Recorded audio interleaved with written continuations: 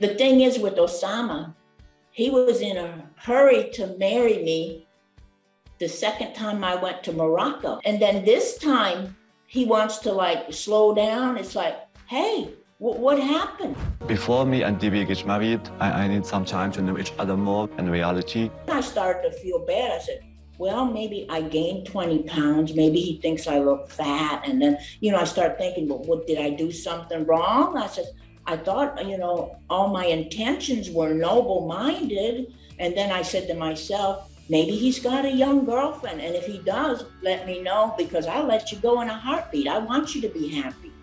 I'm not some lecherous old lady looking to sink my claws into him. I want you to be happy and good in life. That's all I want. And yeah, if you're my husband, we could accomplish a lot together.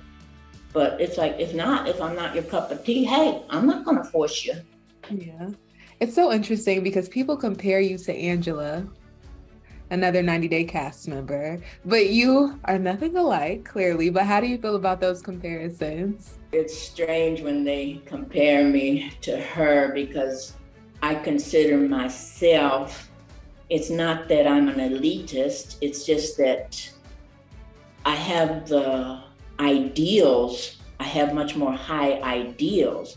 I'm not interested in somebody if they can, give me good sex and that's all about, I'm all about ideas and goals and plans to elevate ourselves in humanity. And I think she's not that way, but who's to say? I hope she becomes that way. But it's like, I think she's so distracted about instant pleasure. Pleasure doesn't come instantaneously. It takes time. You build up on it and you make something. You make something you can be proud of and hold your head up high. And I think maybe Angela's still learning that. I'm about to step into my whole new life.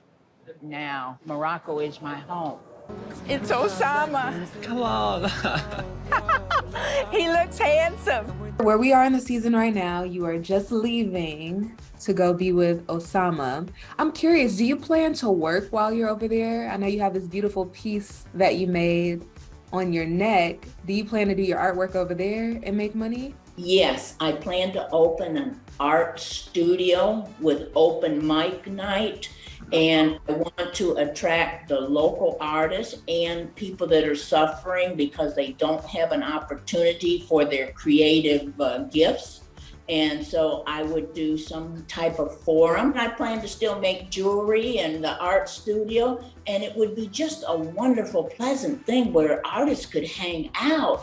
And plus those people that never have an opportunity, it's like, this is my mission, is to help those people that suffer because they can't fit in. And it's like, okay, bring me the artists, bring me your depressed, bring me the people that need some guidance and mentoring. It's like, I'm there. Then that's my job as a human being. Wow. When did you find that this is your purpose? When did you discover that or get clear on it?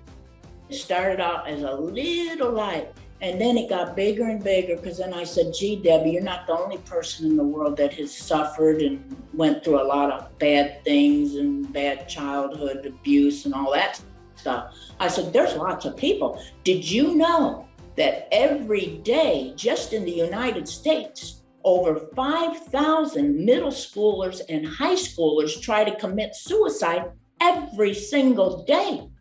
And all this stuff starts adding up to me. It's like, Debbie, you have to do your part. You have to be the hand. There was no hand for me, but by gosh, I'm gonna do something. At my age, the only thing I can leave behind is kindness, and for someone else to pick up the torch after me. And that's all that counts. It's not the money, the bank account, where, when, or why. It's like, let me start simple and let kindness lead the way. I love that, Debbie. It sounds like you plan to live in Morocco forever. You're building a business over there. And is that what you're planning?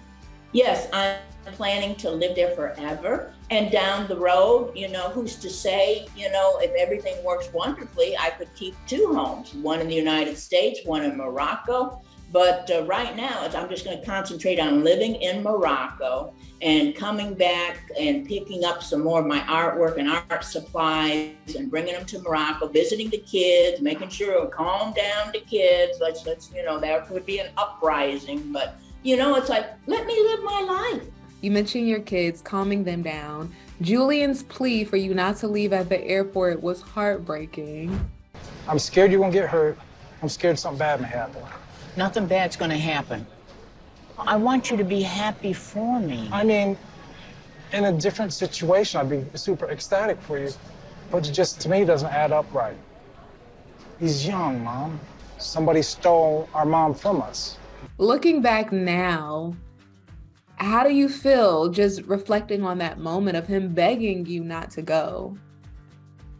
That's my biggest obstacle is my heart is here with my son and my daughter, and they have loved me so much. They have been my best friends and my kids. I mean, it doesn't get any better than that.